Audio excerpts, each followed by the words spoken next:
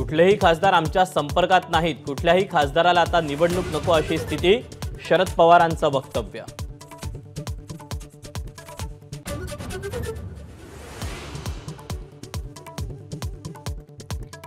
लोकसभा निवडणुकीनं सर्वांना जमिनीवर आणलं। राज ठाकरेंचं वक्तव्य। तर आमचे पाय जमिनीवरच, शरद पवारांचं प्रत्युत्तर।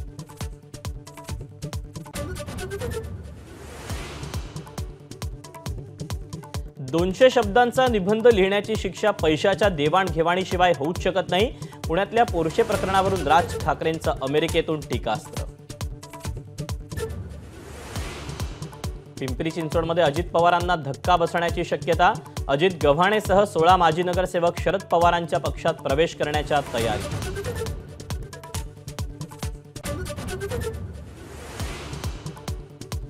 बीडच्या परळीत धनंजय मुंडे समर्थक मरळवाडीच्या सरपंचावर गोळीबार। घरी बोलावून डोक्यात गोळी झाडली। शरद पवार पक्षाच्या प्रदेश उपाध्यक्षासह 5 जणांवर गुन्हा।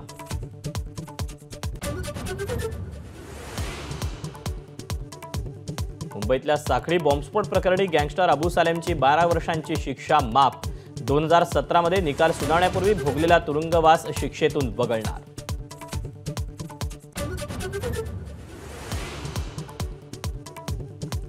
इंडियन पिनल कोडसह सीआरपीसी आणि एव्हिडन्स ऍक्टचा आज शेवटचा दिवस। उद्यापासून भारतीय न्याय संहिता आणि इतर 2 नवे कायदे लागू।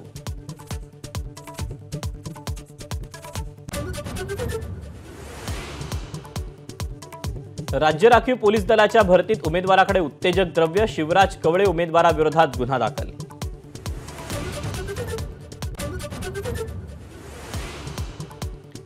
पोलीस भरतीसाठी आलेल्या अमळनेरच्या एका तरुणाचा ठाण्यात मैदानी चाचणी दरम्यान मृत्यू। तर 5 जणांची प्रकृती खालावल्याचीही माहिती।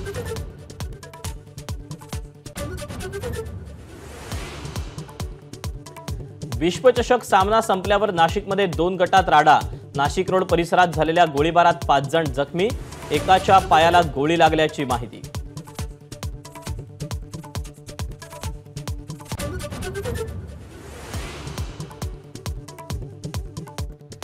भारतानं तब्बल 17 वर्षांनी पुन्हा जिंकला 2020चा विश्वचषक।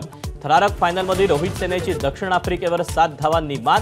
बुमराह, अर्शदीप, हार्दिकचा प्रभावी मारा, तर कोहली सामनावीर। टीम इंडियाच्या विजयाच्या शिल्पकारांचे कोच एबीपी माझावर। रोहित, विराट आणि सूर्यकुमार यादव यांच्या कोचकडून खास शुभेच्छा।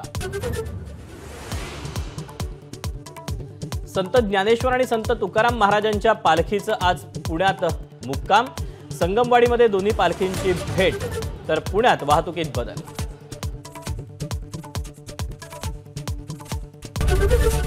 एबीपी माझा, उघडा डोळे बघा नीट।